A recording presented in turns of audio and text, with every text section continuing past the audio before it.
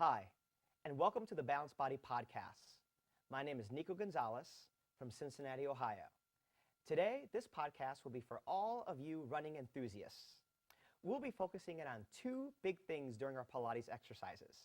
One, leg alignment, and two, challenging that leg alignment through working through the quadriceps and glutes. The first thing we're going to do is we're going to do some standing leg slides.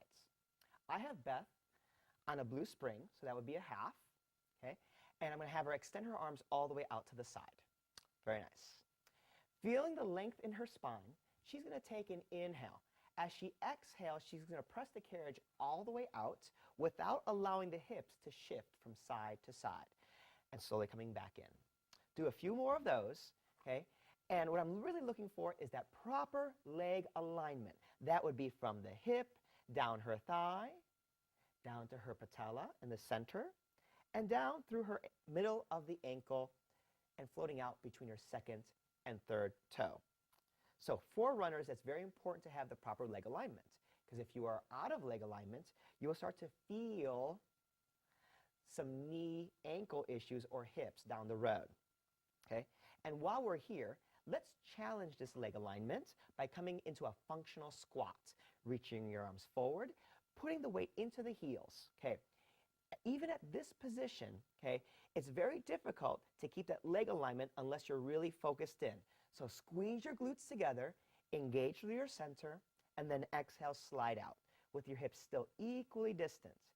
Now that you're powering through the glutes and the quadriceps, sometimes the dominant leg tends to take over, which means there might be a shift from one side to the other. Beth is doing a great job about keeping herself equally balanced. One more time here. And come all the way back in. Perfect. Stand all the way up. Nice. Now, because she's been working so hard, we definitely want to increase her flexibility and give her some feel-good exercises. So reach your hands forward. And as you exhale, collapse your upper body all the way down towards your toes. Excellent. Feeling the upper body being very heavy and the head relaxed. Take an inhale and legs slide out from this position. Slowly coming all the way out and gently coming all the way back in. Good. And as she slides out, she's still being conscious about keeping her hips equally distant from her feet. Okay? But also she's getting that great stretch in her lower back and the back of her legs. Here, let's do one more time. Slowly coming back out. Feeling the upper body heavy, coming all the way in, and hold here. Take an inhale, and exhale. Slowly roll yourself all the way to the top.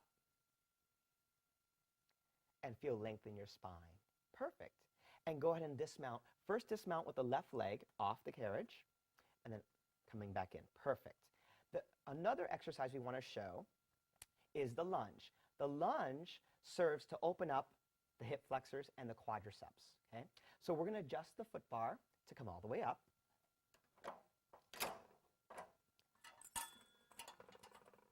I've also adjusted the springs for one solid spring, which is a red. So you're going to face your foot bar. Let's take the left knee on the carriage. Perfect. And if I were looking from the back, I want to make sure she's in a nice alignment so that front foot is directly in front of the hip. It's not turned out or in. Okay? Holding onto the foot bar, relax through your shoulders. Take an inhale.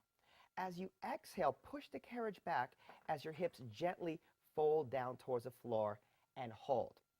From here, I want to make sure that the hip is moving forward so that there's elongation in the front of the quadricep, and now she's getting a hip extension. Okay? Staying here, I'm also looking for the front knee not to go forward past the toe. So I still want that perfect alignment. Slowly come back in, and let's do 3 more with some flow. Exhale, gently press back, and inhale, return to the top. And a couple more slowly. And the more you do this exercise, the deeper stretch you're going to get. Okay? Come all the way back in and rest. Perfect.